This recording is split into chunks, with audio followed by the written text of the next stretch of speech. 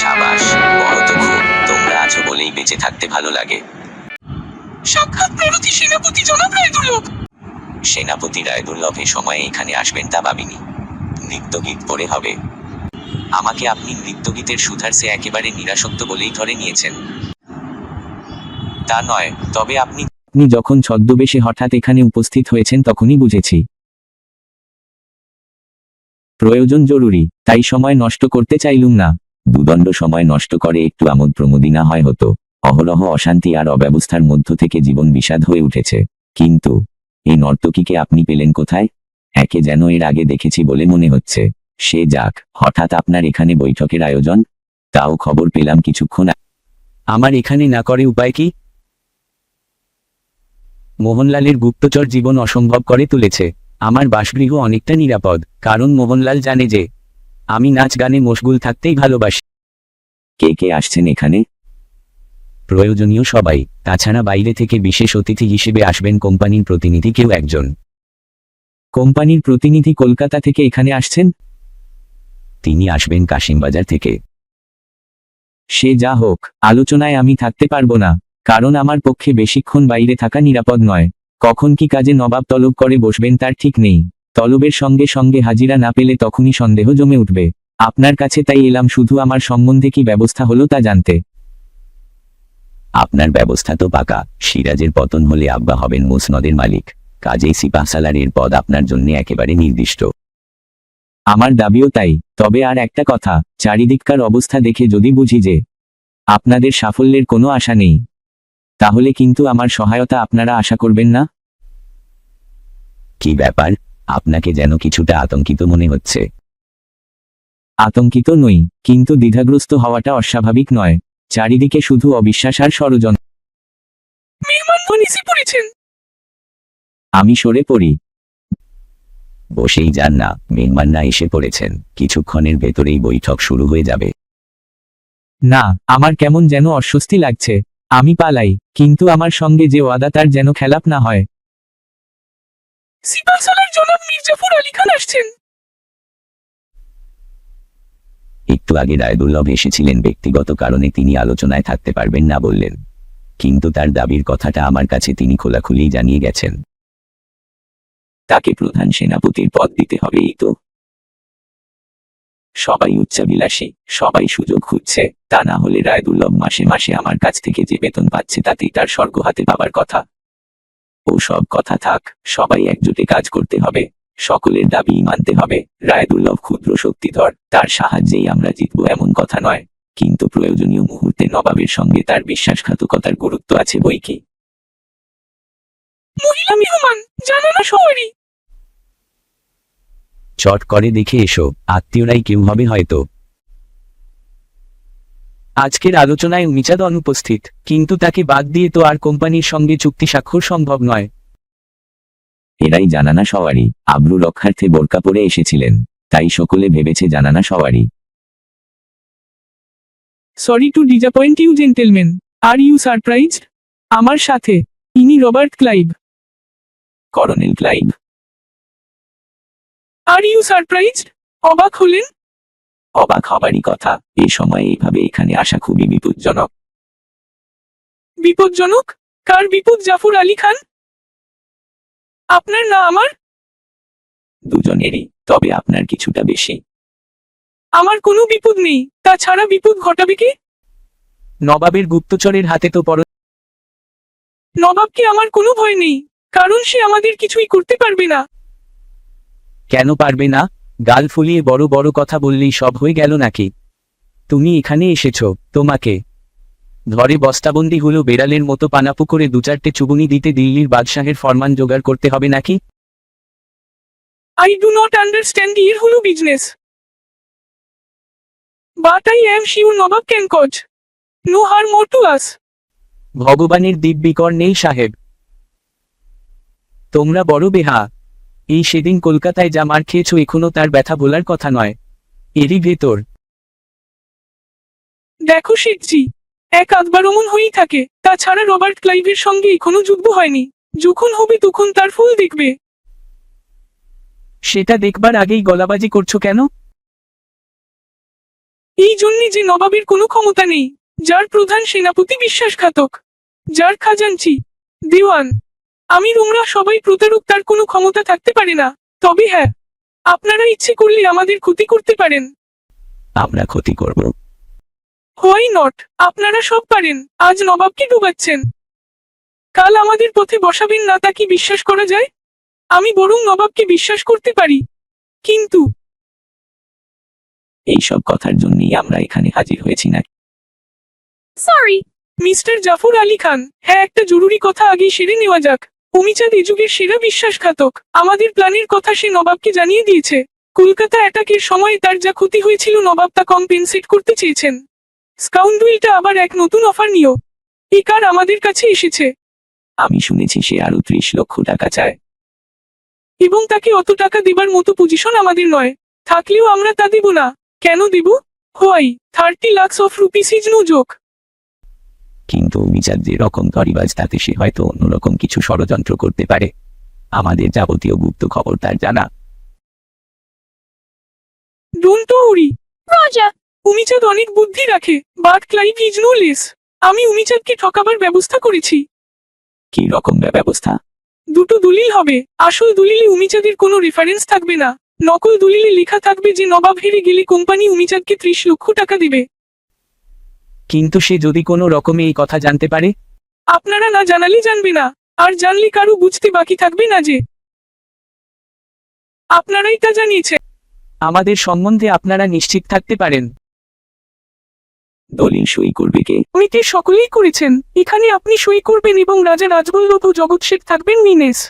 নকল দলিলটা admiral Watson সই করতে রাজি হননি। অমিচাঁদ মানবে কেন তাহলে? সে ব্যবস্থা হয়েছে। ওয়াটসনের সই জাল করে দিয়েছে লুশিংটন। তাহলে আর দেরি কেন? আমাদের আবার এক জায়গায় বেশিক্ষণ থাকা নিরাপদ নয়। অফকোর্স, দলিল দুটোই তৈরি আছে, শুধু সই হয়ে গেলেই কাজ। একটু পরে দেখব না? ড্রাফট তো আগেই পড়েছেন। তাহলেও একবার পরে দেখা দরকার। If you want go ahead, পরে দেখুন অমিচাঁদের মতো আপনাদেরও ঠকানো হয়েছে কিনা। যুদ্ধে সিরাজউদ্দৌলার পতন হলে কোম্পানি পাবে 1 কোটি টাকা। কলকাতার বাসিন্দারা ক্ষতিপূরণ বাবদ পাবেন 70 লক্ষ টাকা। এগুলো দেখে আর লাভ কি? এখন আর কিছু লাভ নেই। কিন্তু ভাবছি নবাবের তহবিল দুবার করে লুট করলেও 3 কোটি টাকা পাওয়া। বড় দেরি হয়ে যাচ্ছে, আসুন দস্তখত দিয়ে কাজ শেষ করে ফেলি। এই দলিল অনুসারে সিপাহসালার শুধু মসনদে বসবেন, কিন্তু রাজ্য চালাবেন company. You are thinking like a fool. আমরা কেন রাজ্য চালাবো? আমরা শুধু ব্যবসা বাণিজ্য করবার প্রিভিলেজটুকু সিকিউর করে নিচ্ছি, তা আমাদের করতেই হবে। আপনাদের স্বার্থ রক্ষা করুন, কিন্তু দেশের শাসন ক্ষমতায় আপনারা হাত দেবেন, এ তো ভালো কথা। Then what you are going to do about it? দলিল দুটো তাহলে ফিরিয়ে নিয়ে যাই, আপনাদের শর্তাদি জানিয়ে দেবেন, সেইভাবে আবার একটা খসড়া তৈরি। না না, সে কি কথা? এমনিতেই বাজারে নানা রকম গুজব ছড়িয়ে পড়েছে। কোনদিন সিরাজউদ্দৌলা সবাইকে গারদে পুরে দেবে তার ঠিক নেই। দিন আমি বুকের ভেতর হঠাৎ যেন কেঁপে উঠল। বিদ্রোহী সেনাপতি, অথচ সুকাওয়ার। সরকারের দুশ্চিন্তায় আপনার শরীর মন দুর্বল হয়ে পড়েছে। ও কিছু নয়। কিন্তু রাজবল্লভ যেমন বললেন, সবাই মিলে সত্যি আমরা ওহ হোয়াট ননসেন্স! আমি জানতাম কাওয়ার্ডদের উপর কোনো কাজের জন্যই ভরসা করা যায় না, তাই বিপদের ঝুঁকি নিয়ে দলিল সই করাতে নিজেই এসেছি। একা ওয়াটসকে পাঠিয়ে নিশ্চিত থাকতে পারিনি। এখন দেখছি আমার অনুমান অক্ষরে অক্ষরে সত্যি। আরে বাংলা আপনাদেরই থাকবে। রাজা হয়ে আমরা কি করব? আমরা চাই টাকা। আপনাদের কোনো ভয় নেই। You are sacrificing the nawab and not the country. দেশের জন্য দেশের নবাবকে আপনারা সরিয়ে দিচ্ছেন, কারণ সে অত্যাচারী। সে থাকলে দেশের কল্যাণ হবে না। আপনি ঠিক বলেছেন, আমরা নবাবকে সরিয়ে দিচ্ছি। সে আমাদের সম্মান দেয় না।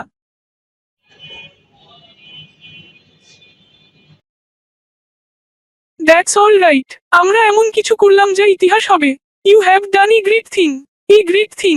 Wish you good luck. আর দেরি নেই, আগামীকাল যুদ্ধ। আগামী পরশু আমি শাহজাদা মিরন। শাহজাদা, তারপর একদিন বাংলার নবাব। হুজুর, সেনাপতি মোহনলাল। মোহনলাল, শুনলাম আজ এখানে ভারী জলসা হচ্ছে। বহু গণ্যমান্য লোক উপস্থিত আছেন, তাই খোঁজ নিতে এলাম। সেনাপতি মোহনলাল, আপনার দুঃসাহসের সীমা নেই। আমার প্রাসাদে কার অনুমতিতে আপনি প্রবেশ করেছেন?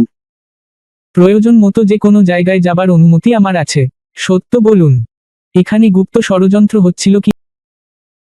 মিথ্যা অপবাদ দিচ্ছেন সেনাপতি। জানেন এর ফল কি ভয়ানক হতে পারে?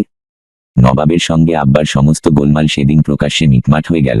নবাব তাকে বিশ্বাস করে সৈন্য পরিচালনার ভার দিয়েছেন, আর আপনি এসেছেন আমাদের বিরুদ্ধে ষড়যন্ত্রের অপবাদ নিয়ে। আমি এখনই আব্বাকে নিয়ে নবাবের প্রাসাদে যাব। এই অপমানের বিচার হওয়া দরকার। প্রতারণার চেষ্টা করবেন না। আমার গুপ্তচর ভুল সংবাদ দেয় না। সত্য বলুন, কি হচ্ছিল এখানে? কে কে ছিল মন্ত্রণা সভায়? মন্ত্রণা সভা হচ্ছিল কিনা এবং হলে কোথায় হচ্ছিল আমি তার কিছুই জানি নে। ওসব বাজে জিনিসে সময় কাটানো আমার স্বভাব নয়। যখন না ছোর হয়েছেন তখন বেয়াদবি না করে আর উপায় কি? জলসার কার্যক্রম শুরু।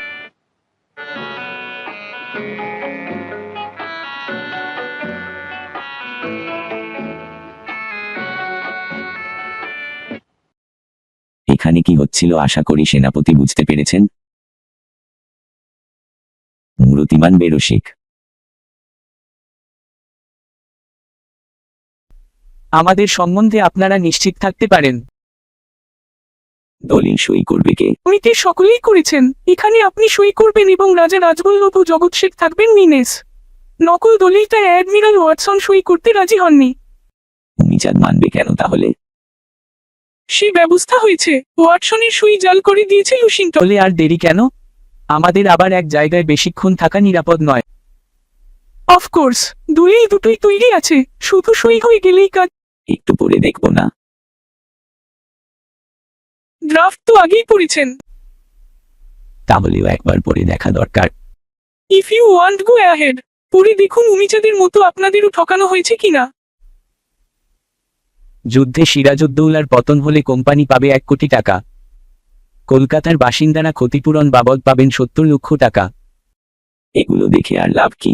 এখন আর কিছু লাভ নেই, কিন্তু ভাবছি নবাবের তহবিল দুবার করে লুট করলেও 3 কোটি টাকা পাওয়া। বড় দেরি হয়ে যাচ্ছে, আসুন দস্তখত দিয়ে কাজ শেষ করে ফেলি। এই দলিল অনুসারে সিপাহসালার শুধু মসনদে বসবেন, কিন্তু রাজ্য চালাবেন company. You are thinking like a fool. আমরা কেন রাজ্য চালাবো? আমরা শুধু ব্যবসা বাণিজ্য করবার প্রিভিলেজটুকু সিকিউর করে নিচ্ছি, তা আমাদের করতেই হবে। আপনাদের স্বার্থ রক্ষা করুন, কিন্তু দেশের শাসন ক্ষমতায় আপনারা হাত দেবেন এ তো ভালো কথা। Then what you are going to do about it? দলিল দুটো তাহলে ফিরিয়ে নিয়ে যাই। আপনাদের শর্তাদি জানিয়ে দেবেন, সেইভাবে আবার একটা খসড়া তৈরি। না না, সে কি কথা? এমনিতেই বাজারে নানা রকম গুজব ছড়িয়ে পড়েছে। কোনদিন সিরাজউদ্দৌলা সবাইকে গারদে পুরে দেবে তার ঠিক নেই। দিন আমি বুকের ভেতর হঠাৎ যেন কেঁপে উঠল। বিদ্রোহী সেনাপতি, অথচ সুকাওয়ার। সরকারের দুশ্চিন্তায় আপনার শরীর মন দুর্বল হয়ে পড়েছে। ও কিছু নয়। কিন্তু রাজবল্লভ যেমন বললেন, সবাই মিলে সত্যিই আমরা ওহ হোয়াট ননসেন্স! আমি জানতাম কাওয়ার্ডদের উপর কোনো কাজের জন্যই ভরসা করা যায় না, তাই বিপদের ঝুঁকি নিয়ে দলিল সই করাতে নিজেই এসেছি। একা ওয়াটসকে পাঠিয়ে নিশ্চিত থাকতে পারিনি।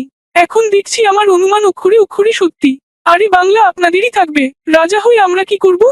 আমরা চাই টাকা। আপনাদের কোনো ভয় নেই। You are sacrificing the nawab and not the country. দেশের জন্য দেশের নবাবকে আপনারা সরিয়ে দিচ্ছেন, কারণ সে অত্যাচারী। সে থাকলে দেশের কল্যাণ হবে না।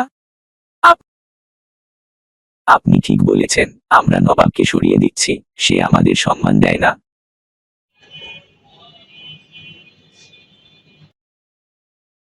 That's all right.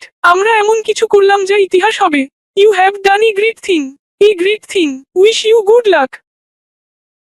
আর দেরি নেই, আগামীকাল যুদ্ধ। আগামী পরশু আমি শাহজাদা মিরন। শাহজাদা, তারপর একদিন বাংলার নবাব। হুজুর, সেনাপতি মোহনলাল। মোহনলাল, শুনলাম আজ এখানে ভারী জলসা হচ্ছে। বহু গণ্যমান্য লোক উপস্থিত আছেন, তাই খোঁজ নিতে এলাম। সেনাপতি মোহনলাল, আপনার দুঃসাহসের সীমা নেই। আমার প্রাসাদে কার অনুমতিতে আপনি প্রবেশ করেছেন? প্রয়োজন মতো যে কোনো জায়গায় যাবার অনুমতি আমার আছে। সত্য বলুন, এখানে গুপ্ত ষড়যন্ত্র হচ্ছিল কি? মিথ্যা অপবাদ দিচ্ছেন সেনাপতি।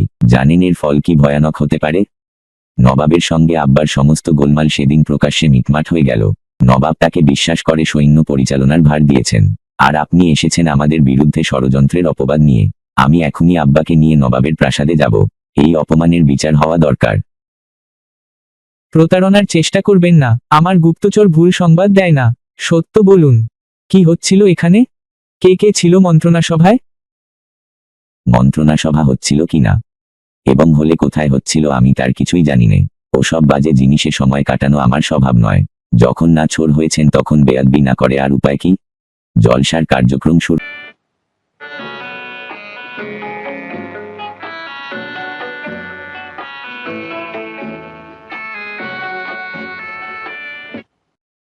এখানে কি হচ্ছিল আশা করি সেনাপতি বুঝতে পেরেছেন। মূরতিমান বেরসিক।